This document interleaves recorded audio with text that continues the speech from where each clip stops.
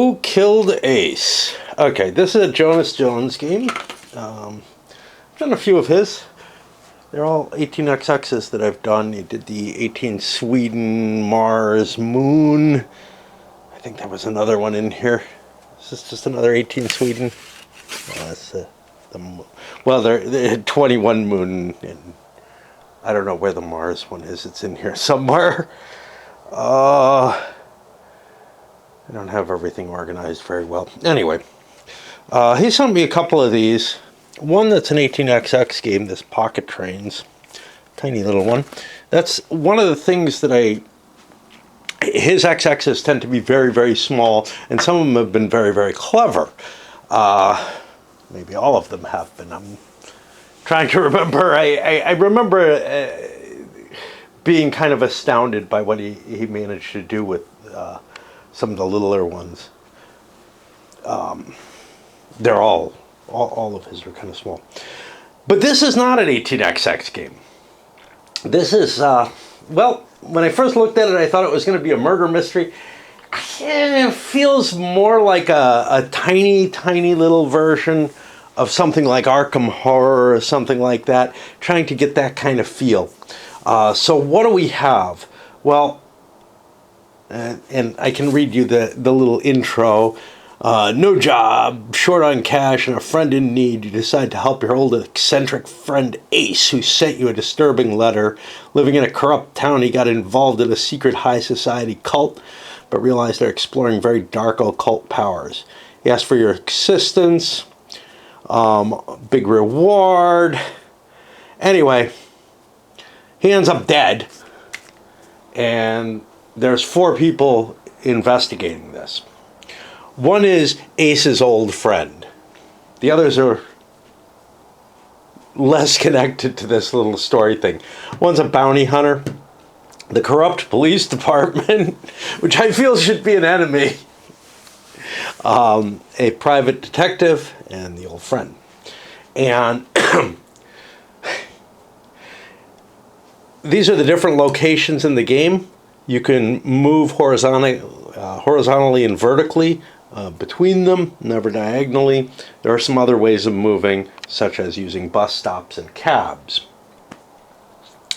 Each player has a handful of these action cards that they get to use once during the game. They have sort of a character sheet, which gives their stats. Now, you're able to buy your stats at the beginning of the game. This was a little weird to me because I just randomly selected the characters. There's actually no advantage, I think, to one character over another. But even though I randomly selected them, these aren't a horrible order to have picked them in, because the guy off to the furthest edge is the guy who picked last. So at least there's that. And they have 4 different stats on them. This is investigation capability. This is fighting, health, money. And I don't remember who gets the monster mover. This is going to be a card that gets passed around, and it's going to allow that player to move the monsters and control them. There's very little... wow, I left my coffee upstairs. Fuck, I need it. I'll be back. Little agency at first in moving the monster, and you can only move it like one space anyway. But once it completes its murder, it becomes more of an effective thing. Now, let's see what else. Using the poker chips to mark the victory points. There's some strange things about this game. The use of the victory points is one of them. The murders are another one, to be honest. These are the different possible suspects and or victims. And let me see.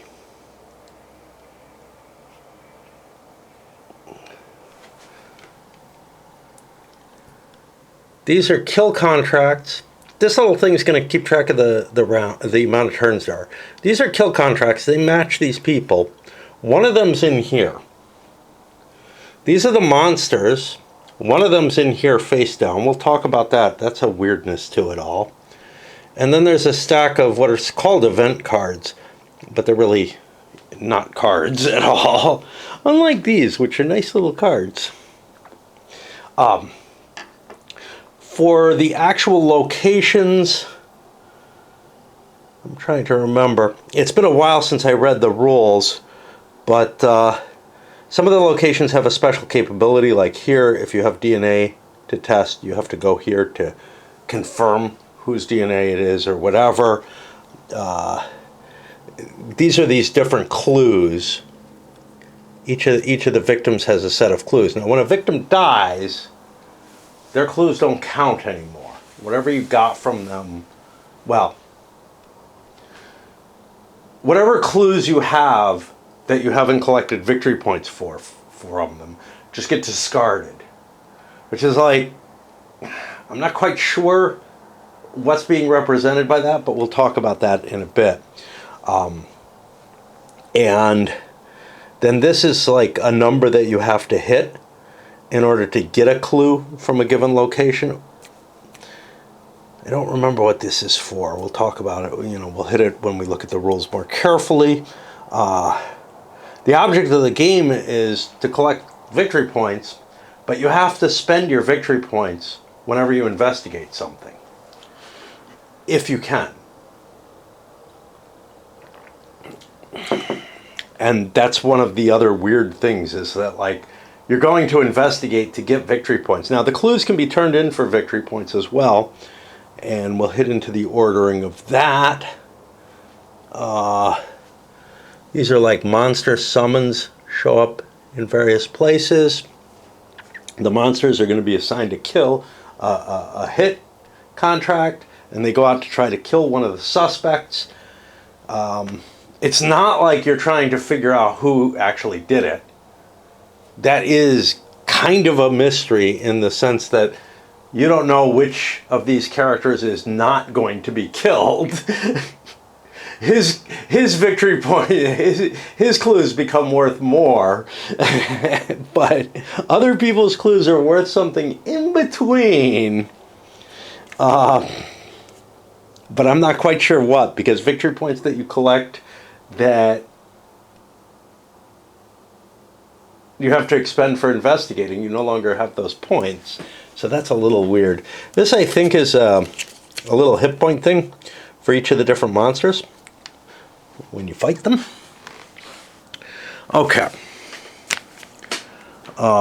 These cards, you can see there's different values at different locations on the card, and you're going to rotate the cards to indicate which way they are.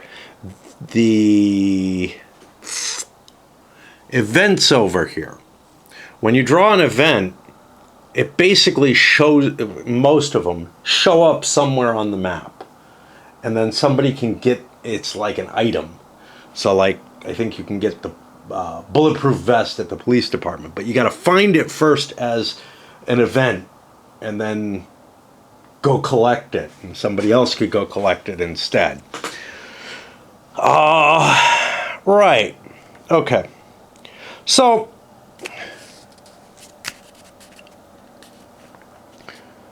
the investigators search for clues or things that improve the investigator's abilities. Players can exchange clues for victory points 3 times during the game. They need to balance push your luck decisions on when to exchange clues for victory points, as the value of the clues increases during the game, along with the risk of losing them. Victory points are key as they not only decide the winner, but also are spent after investigating locations. Yeah, that's the thing. You got a fair chance of finding something without spending victory points, but you don't have an option. You must spend your victory points. So it's like, okay, I don't know how that's going to work. Clues can turn worthless if the suspect dies, and the investigators need to be prepared to fight against other investigators and monsters, and to avoid ending up in the hospital and being stripped of possessions.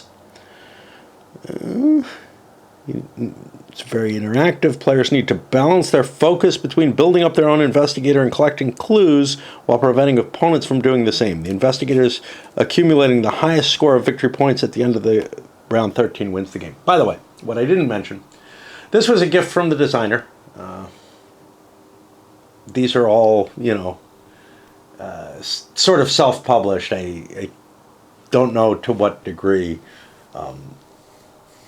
I don't think he's sending out. I don't see any indication like going through GameCraft or anything like that. So, but these are all nicely laminated and everything. I think he cuts and puts together his own stuff. I know that at least one of the games, maybe two of them, were playtest versions to begin with. And so these might get modified as well, because, again, it doesn't really cost him. It's not like he has thousands of these on the shelves. But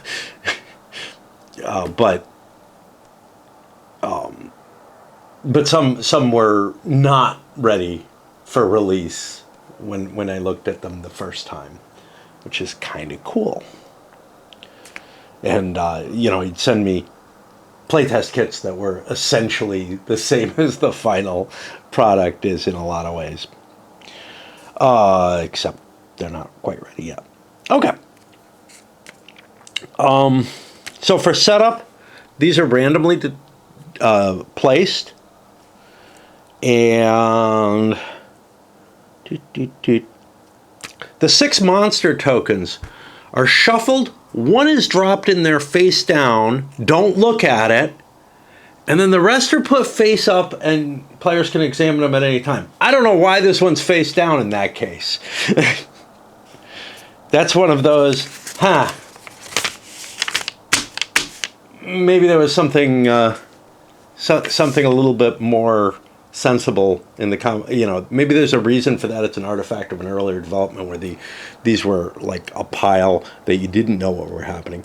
The murder contracts, one of them is up here, so that is the killer, and then the others are here, and that's the interesting characters who are going to die in the course of the game.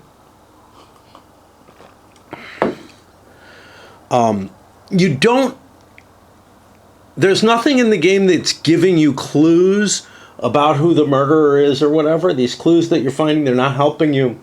So it's not like you're going to get information that helps you figure out which of these characters' clues you want to collect or anything like that, other than their murder contract shows up and you know that they're okay and you want to cash their clues in before they die. Okay, the actual clues here are of different types. I don't know what they are. So we've got time, fist, cogs, and eye, and candy. This is what they look like to me. Now, this says confirmed trophy. So I'm guessing the watch is a trophy. This one's confirmed witness. Somebody saw something at the crime scene. This is another confirmed trophy. DNA is candy. Yummy. Motive. You can confirm that. Now, these can be done at multiple places. So, as you can see, there's these confirmed trophies. Now, what's interesting of the trophies is these are per character. So this is like the home of this chick. And you confirm the trophy clue by going to her house as opposed to the others. What's the fisting? I don't see this one.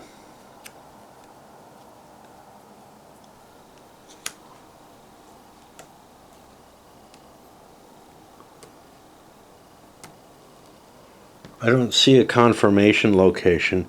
That may be that you have to beat somebody up to get it or something. I don't know. We shall see what we see. Now, once clues run out, you start collecting this, which is just victory points, straight up. And it's a lot of victory points. Depending on the... game uses 10-sided dice. These came with it. This one's pretty. Yeah, so thrilled with this one.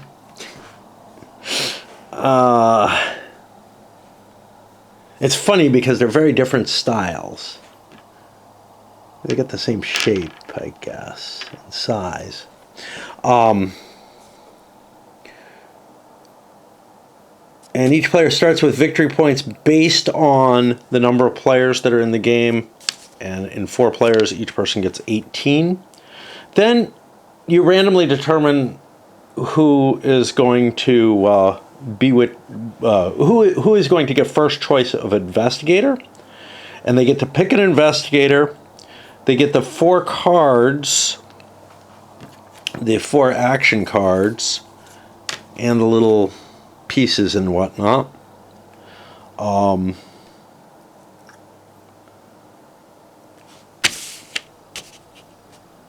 And then you're allowed to buy stats. Now the stats, you pay based on the little numbers underneath these. And I went pretty much the same with everyone, which is probably goofy, but the points just worked out that way.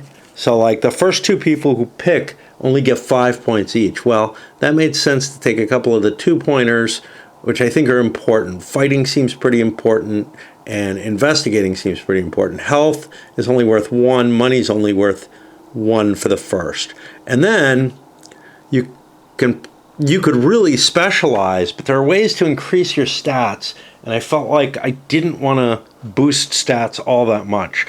Now, the 3rd player gets 6, which allowed him to be level 1 in all, and then the 4th player gets 7, which this felt like a better choice to me. And with some role-playing in mind, I figure Ace's old friend is more of an investigator than a fighter. I kind of wanted to give, more distinction between them, but the way the points align out, I just couldn't bring myself not to kind of optimize, especially knowing that the stats can go up. All right. The investigatability is the VP cost modifier when investigating locations. The modifier ranges from +1, which is you spent nothing on it, to -2. And that's going to be a reduction in the little, one of these 2, little magnifying glasses. I don't remember which one you have to pay for.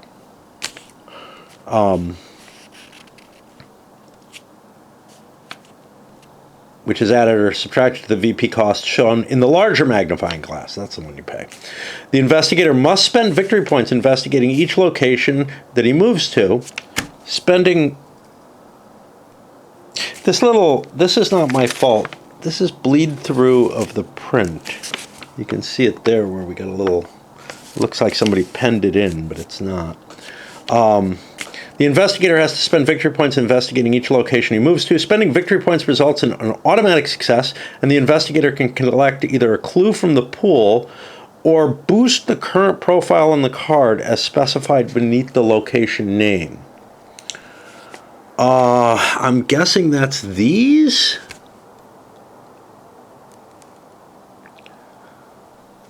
This I don't think. I think this is like you get money if you succeed in investigating.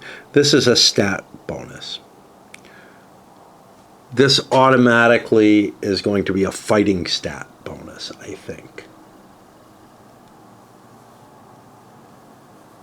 Like if they're colored, it's specific things that get improved. Okay. If you don't have enough victory points matching the number needed to investigate a location, you have to instead roll a d10 and compare it to the number in the smaller magnifying glass. And again, these get harder as each person succeeds in something. So like this goes from 4, then it'll turn to be 5. That's going to get kind of confusing with places facing different directions. But it's already kind of going to be kind of confusing because if you're playing this 4-player, they're probably not all sitting facing the same way. So, you're going to have to be able to translate which way things are supposed to be facing. Just something to keep in mind. Like, it feels like a solo game the way it's set up and designed. Yet, if you have 4 people around the table, they're going to have to work on, this is always the direction that the values count in. Again, it's a limitation that the little cards have. And I'm trying to remember. It's reminding me a little bit of, I don't know, the game with the Disappearing Island. I can't remember what that is. It's in a tin here somewhere. But my games down here are not well ordered. And I don't, and then these smaller ones, and I'm kind of looking for a smaller one, I think, are really hard. Different shapes and all that. I don't know where it is.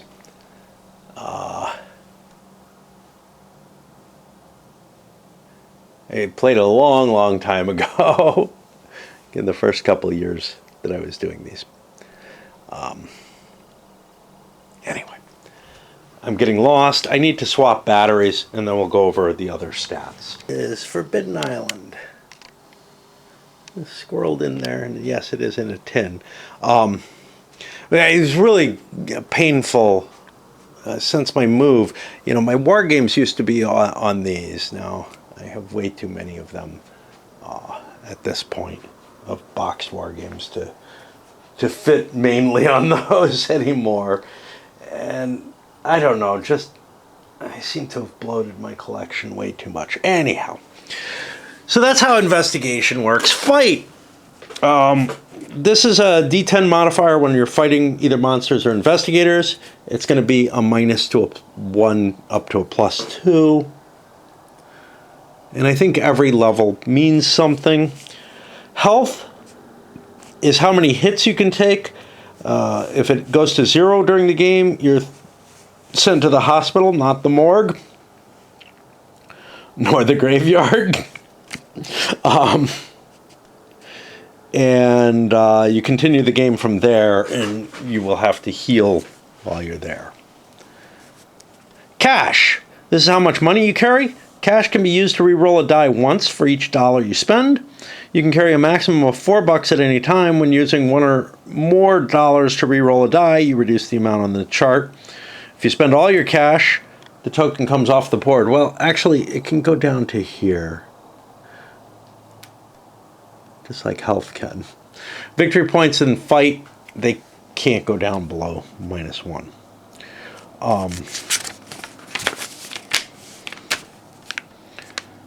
Now,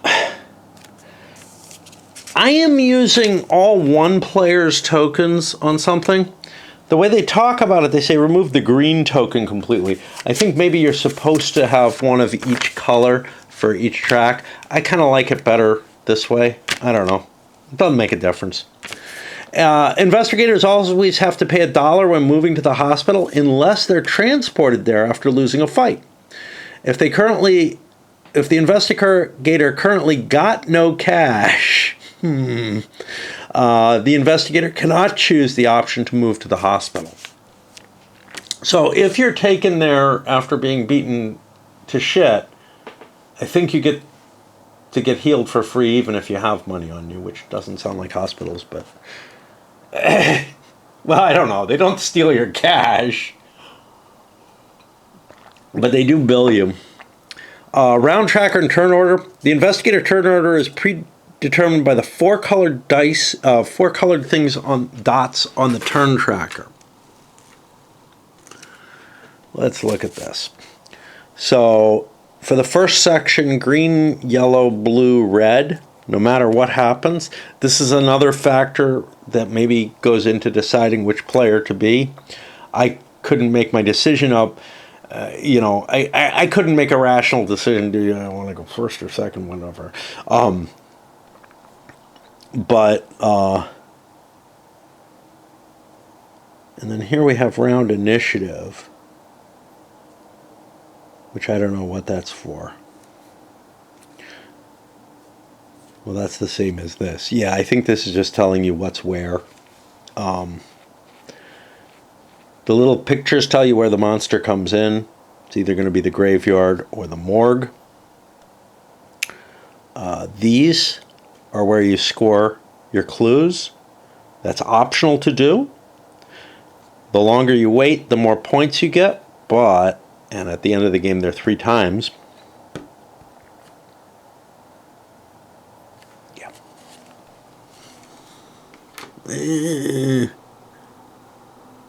I don't know. What's this? Killed suspects. They go over here. Okay. It's going to be a pain in the ass having those shifting movement orders. Just is. Okay.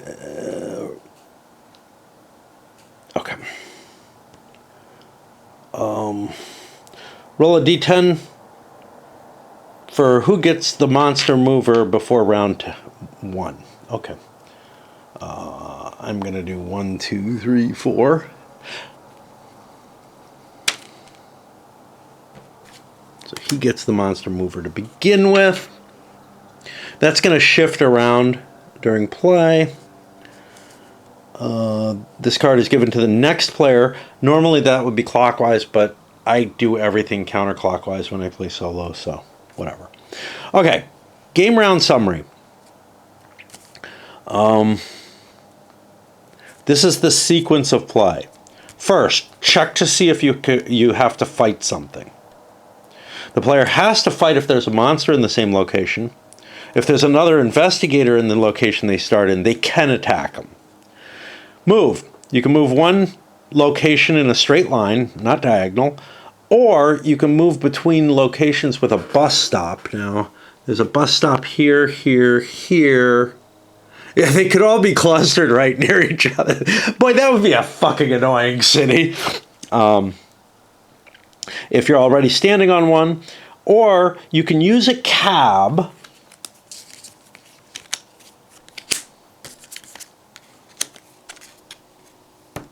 by expending this card. You don't have to spend money to use a cab.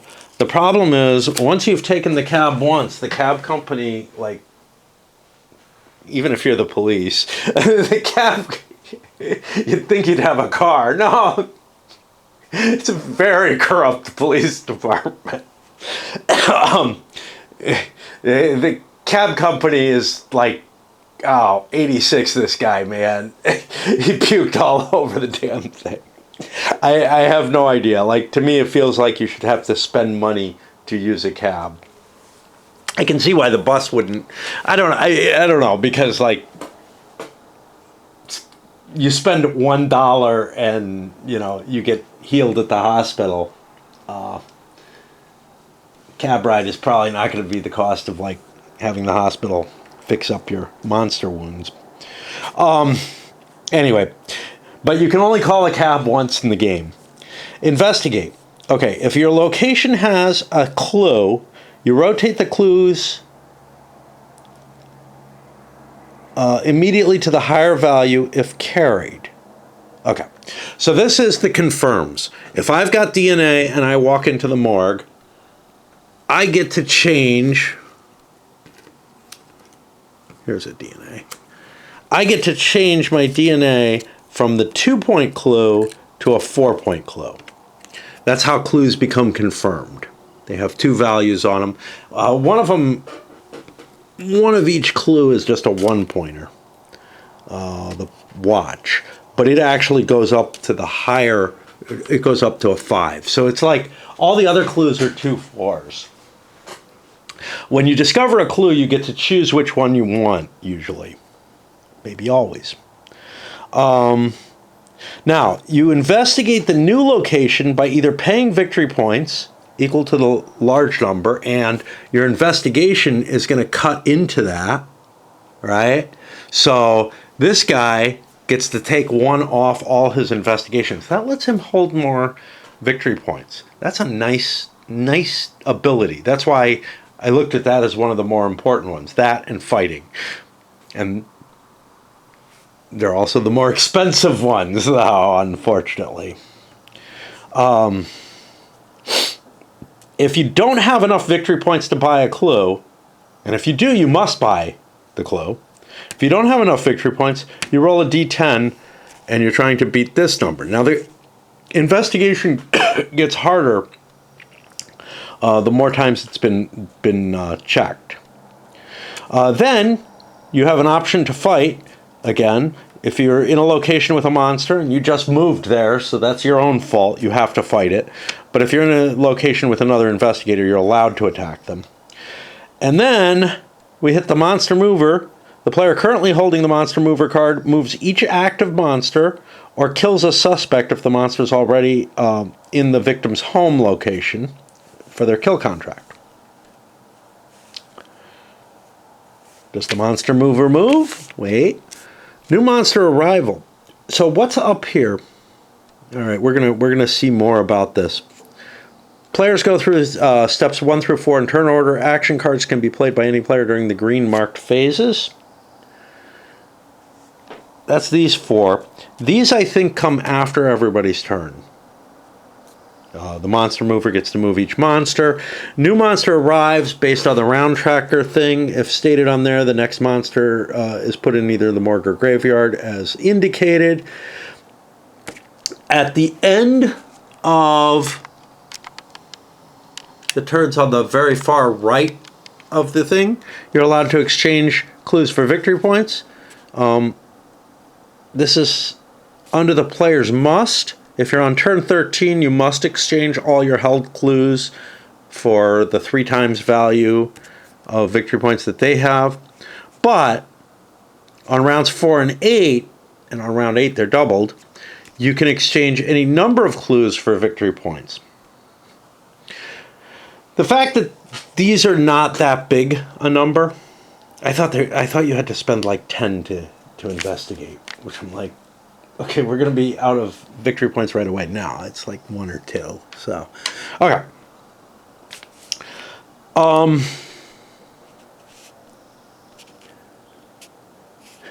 Here they say you can walk or run. It's the same thing, so don't worry about it. Taking a bus. Taking a bus costs as much as having the hospital patch up. It's $1. But the cab is free. I feel like it's more like calling a buddy for a ride. It's like not something you'd want to do more than once in, a long period of time. Okay.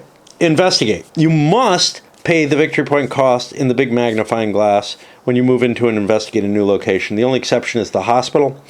The hospital does not have investigations on it. You add or subtract any investigation modifier before paying the victory points. If the modifier is equal to higher than the location victory point cost, you do it for free. If you don't have enough victory points needed, you must roll a d10 instead and compare it with the small white circle. A roll of the same or higher is a success, and you get the location bonus just as if you had paid victory points for it. After you successfully investigate, you get the benefit showed under the location name. You rotate the location card 90 degrees clockwise after an investigation is made, regardless of outcome. The difficulty level will gradually increase. When the location card is already rotated 3 times, showing a red dot in the bottom right corner, that's this. So once it's turned all the way around, it will no longer move, and the investigation is at its hardest. The hospital does not rotate whenever it's visited. The hospital, therefore, is marked with a red arrow to remind players which direction magnifying glasses at the bottom of each card should always be used, as they should be rotated up to 3 times after being visited 3 times. Yeah, so this is the one clue that you have as to which way the board faces, other than, like, it was all facing one way at the beginning of the game. Fight. Yep. Okay. I want to pause before I go any further. because I need to take a break. You know, I'm treating this like a full game in terms of working my way through the rules and everything, instead of having fiddled around with it and give you a quick overview and try to do a quick play. I don't think it's going to be a particularly quick game. 13 turns, the way I've been doing things now, I'm not going to be able to do this on a quick hit, so I'm like, okay, it deserves an intro then, right? A little break, and unfortunately, I don't know how well the colors show through here. Sunrise was, I think, very pretty today, actually, but I missed its most impressive point. I went upstairs, it was just beginning to crack, and it looked interesting, but this kind of cloud is always nice. But it's showing colors now that it wasn't earlier, and looking a little better than it was earlier. It's kind of nice. But yeah, I ended up going online and watching a couple of videos and posting on Facebook and whatnot, and then I come out and it's like, it looks like I missed something. I went outside when I first went out. Anyway, let's get back to this. All right, the monster mover. The player who currently holds it must do this. This is a nice structure, this must and may thing. He makes all the monster-related decisions and die rolls during the round. Monsters with an uncompleted kill contract must always move one location in the shortest route possible towards the home of the suspect on the kill contract. If the monster starts its move in the home location of its victim, it does not move this turn. Instead, you discard the kill contract. It's completed. All clues linked to that killed suspect are then discarded, regardless of whether a player holds them or if they're in the pool.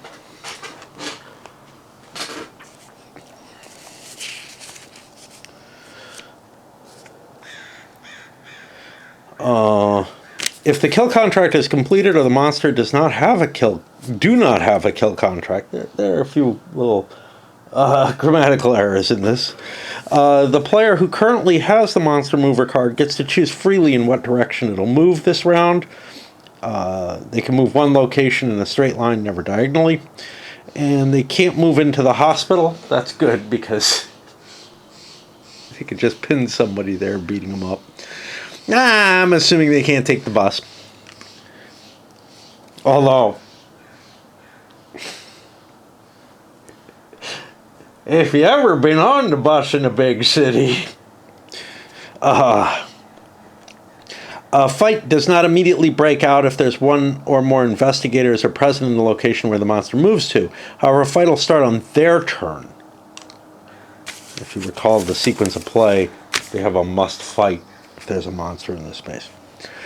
On rounds 1, 3, 5, 7, and 9, you must bring a new monster in, and it'll be taken from the top of the pile. The pile is completely investigatable and put in either the morgue or the graveyard as indicated on the tracker. The first monster coming in doesn't have a kill contract. All the following 4 have a kill contract pointing out one of the 5 suspects. Place a randomly selected kill contract on top of the monster face up as a reminder of where it's heading. At the end of round 13, you have to turn in any clues that you have for points. Not confirmed clues are worth either 1 or 2 points, and confirmed ones are 4 or 5. I don't think I got it. Clues belonging to that killer are worth an additional, to the actual killer, are worth an additional 2 points each, but you only know that at the end of the game. The points scored at the end of round 13 are tripled. At the end of rounds 4 and 8, you can choose to trade in any number of clues. Non-confirmed ones are worth 1 or 2 points, and confirmed ones are worth 4 or 5 points each. The points scored at the end of the round 8 are doubled. And you just get more chips, which maybe you have to spend. Clues are greater than points. I don't know what that means. Clues can be found in locations marked with a white dot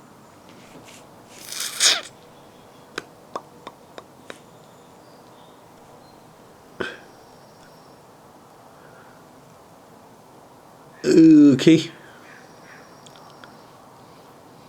I honestly don't see a white dot. They might mean this. That would make sense. Clues are found in locations marked with a white dot and are most important to find as these can be exchanged for victory points during the game. If a suspect is killed, discard all 5 clues linked to that suspect unless players have scored 1 or more clues already. I don't know what that's meant to state. I think what it is, I think the clues get discarded no matter what. If you score them, you discard them. So, if all clues are already taken from the pool, right?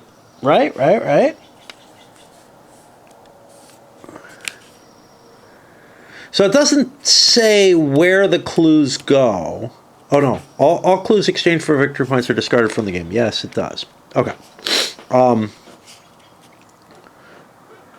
If all clues are already taken from the pool, an investigator gets +5 victory points instead each time a new clue is found or stolen. Clues are initially worth 1 or 2 points. I don't know about the stolen thing.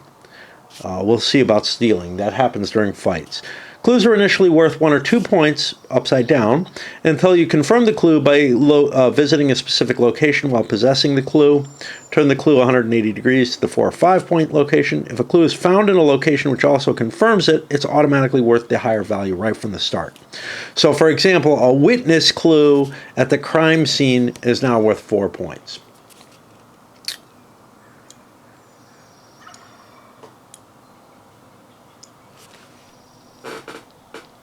You can't confirm anything at the graveyard. There's a whole slew of these there, which may mean that you get your events at the graveyard, but maybe not. We'll see. We'll see. Exposing Ace's killer. At the end of the game round number 10, the 5th and last monster is summoned. At the same time, the kill contract belonging to the remaining true killer can be flipped. Any remaining clues connected to the main killer from now on are worth 2 extra victory points each without modification. Yeah, well, that doesn't make a difference because you can't exchange them until turn 13. But yeah, the only way you find out who the killer is everybody's dying, or there's a kill contract out for them, and that's the whole thing. You could you could maybe kill the monster because it has limited hit points. Okay, each investigator starts the game with 4 action cards. Action cards can be used during the investigator's turn alone or in any combination. During fights, they can only be used after the first fight round is completed. Number 1 can be used in one of 2 different ways. You can add +5 to a D10 roll. Let's spread these out so we can see them. Okay. You can add 5 to a D10 to reduce the location's victory point cost with 5, or reduce the victory point cost by 5. And you discard it if you use either of these bonuses. Action card 2. The investigator can can move the active monster 1 location in any direction, except diagonal from where he's currently standing. You make an exception to the rule that the monster always moves the shortest route to the home of the suspect, while still having a kill mission. The card can also be used to break up fights with monsters after fight round 1 is completed. Okay, we still haven't gotten to fights yet. You discard it after use. Action card 3. If an investigator wins a fight against another investigator, this card can be played to choose which clue to pick from the defeated investigator instead of the defeated player making the choice as to which clue they hand over. And then the 4th one is during movement or during a fight, you can take a cab to any location instead of moving 1 location. This can also be used to flee from fights with other investigators and monsters after fight round 1 is completed. I think if you move the monster during a fight or you take the cab during a fight, that movement is actually done. And that's how you get away from the fight. It's not specified. It makes the most sense to me. Locations. You move from between locations to investigate them in search of clues, as well as looking for tools, weapons, and cash, which in turn improve your stats on the card. Items can be found on locations with a blue dot, like this, decreasing the victory point cost of investigating location. Items can be found in locations with a blue dot, which will decrease the victory point cost of investigating locations, i.e. they improve your marker.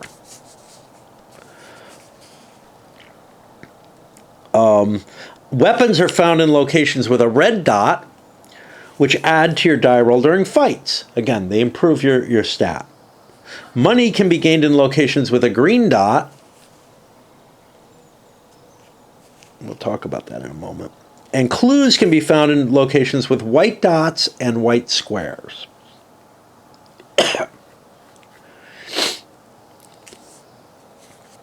Gains for paying the correct number of victory points or a successful die roll if carrying too few victory points happen immediately, but increases can never be more than the maximum allowed on the investigator card. For example, if you invest victory point at the casino where you win $2, but you already got $3, you only go up to a 4 because that's as high as your card is allowed. The fight and investigate stats can never move below the start minimum value. Okay. Rotate a location clockwise 90 degrees, and yes, I will do those clockwise because they're fixed components, which increases the cost to investigate and also the die roll to achieve, which is a key factor. And you don't rotate it past the red dot, i.e. it doesn't get cheap. An investigator must be able to pay $1 in order to move to the hospital. After paying $1, the investigator immediately increases their health 2 steps unless already on max. Monsters can never move to the hospital location during his movement phase, and no fights can be started in the hospital. By paying the correct amount of victory points or make a successful investigation check, the following effects happen at locations. I don't know if you can just stick around at a location, which kind of pisses me off because Ace's old friend, all the way over here, I mean, he didn't have a choice. That's what he got stuck with. Isn't going to be able, he has to move. Does it say must move or does it say may move? That's the question. It's somewhere in between. Fuck.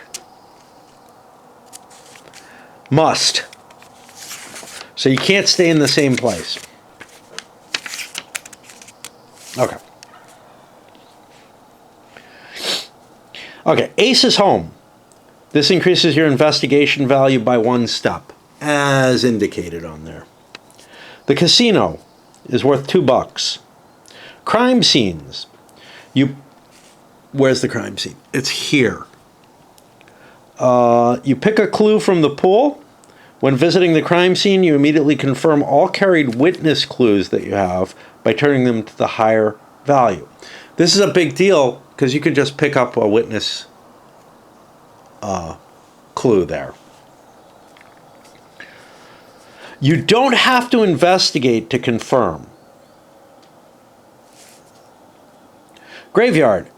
You pick a clue from the pool. Okay, that's the +1, I guess.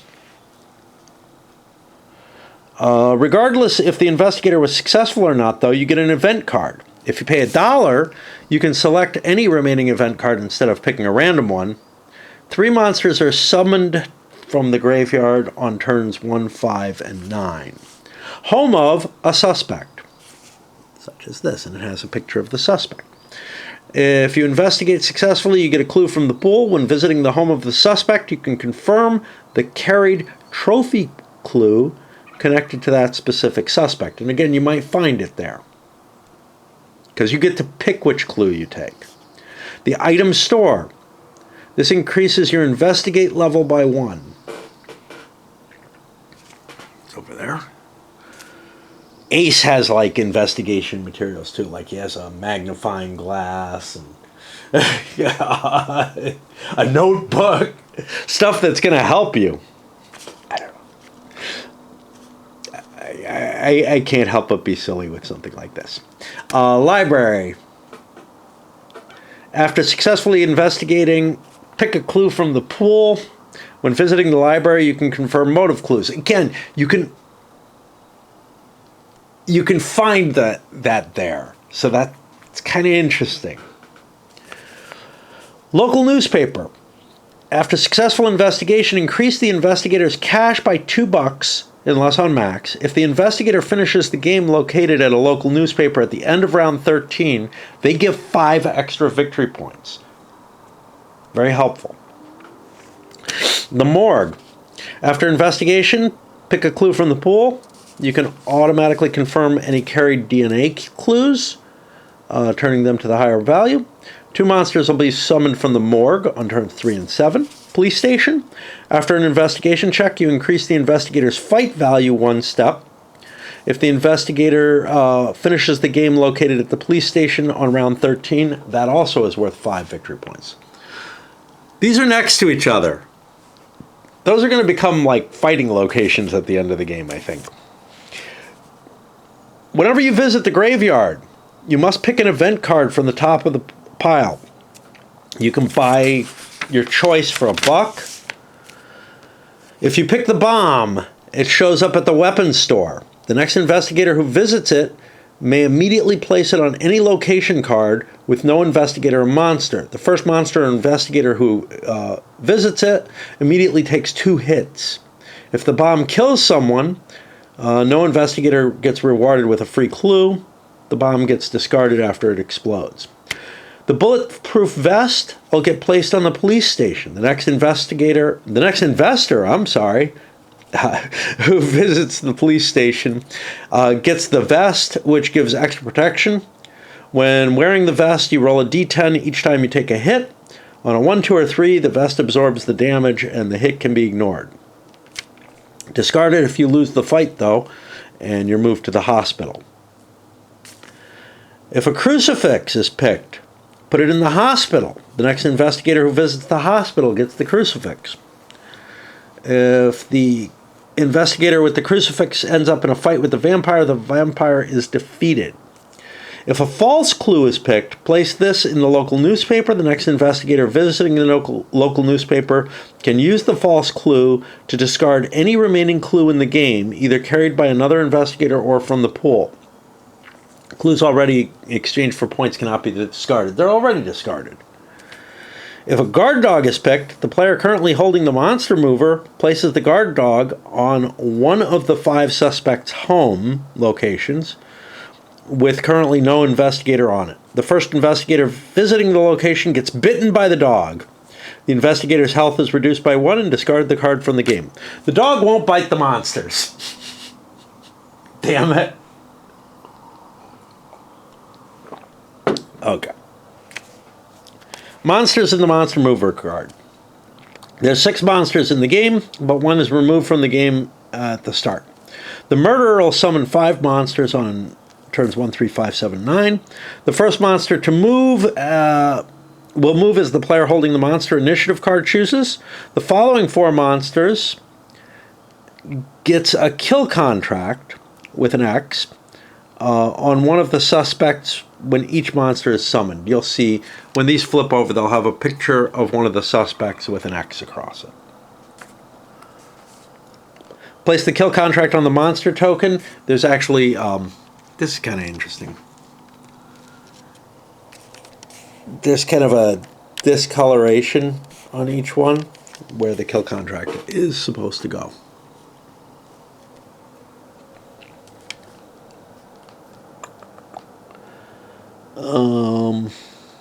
Each monster should be moved from its starting location to the home of the selected suspect in a few moves as possible, should be as.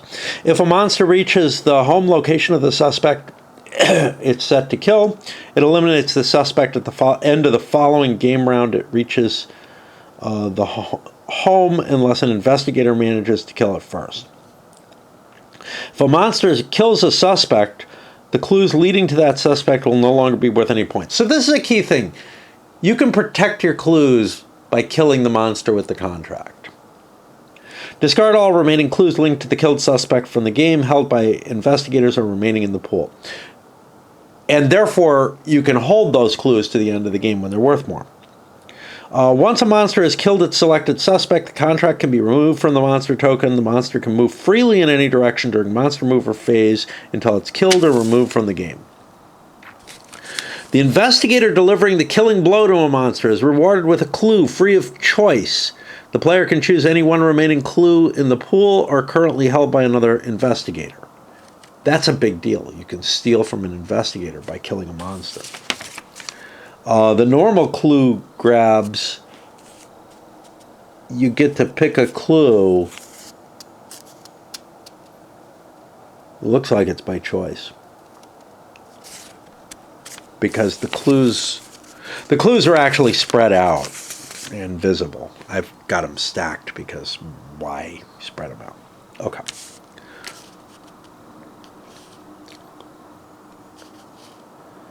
The player holding the monster mover card can choose in what order active monsters are moved. This is important as only one monster at a time can occupy a location. If a monster is in a location when another monster is summoned or blocks all possible locations where a monster could move, the monster just doesn't move or is summoned at the very end of the next round instead when the location doesn't contain another monster. The monster mover card is circulated clockwise at the end of each round, and the player currently holding the card performs all actions for all active monsters currently in play, except if the player's own investigator ends up in a fight with the monster. That's just a matter of who rolls the dice. Fights! The player currently holding the monster mover card will roll the die for the monster during the fight. A roll of 10 is always a hit, a 1 is always a miss. I think the 10s are zeros on these. Oh, no, they're 10s. Oh, this one's a 0. Uh-oh. So they are different, not just the material. They have a different printing on them. It's interesting. Are they the same size?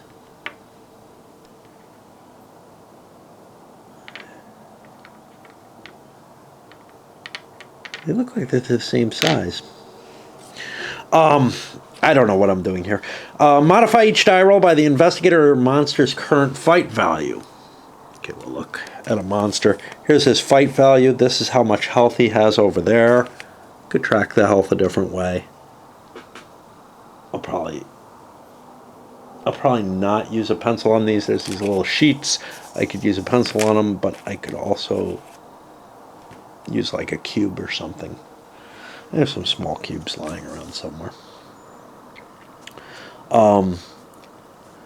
Investigators can choose to spend $1 to re-roll a die one time. This can be repeated as long as the investigator keeps paying before any re-roll. The die. A higher modified die roll results in a hit on the opponent. Reduce the current health value by 1 step on the losing opponent. If the modified die rolls end up the same, nothing happens. Investigators can choose to play either card 2 or 4 to discontinue the fight at this stage. Unless one opponent loses its final health, continue looping, or until really, in steps 1 through 4 until one opponent has been defeated or used a card to break up. The winner remains in the location. A defeated monster is discarded. A defeated investigator is teleported to the hospital. If an investigator defeats a monster, remove it from the game and the investigator gets a clue free of choice. They can take it from the pool or from another investigator. There's a WK... okay, yeah. Who killed Ace?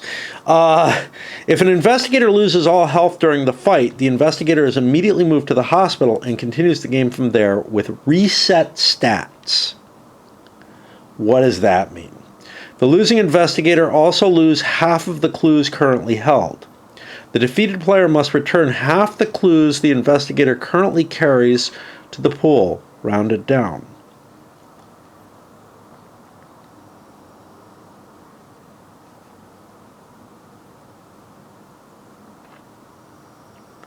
to the pool, which means not discarded.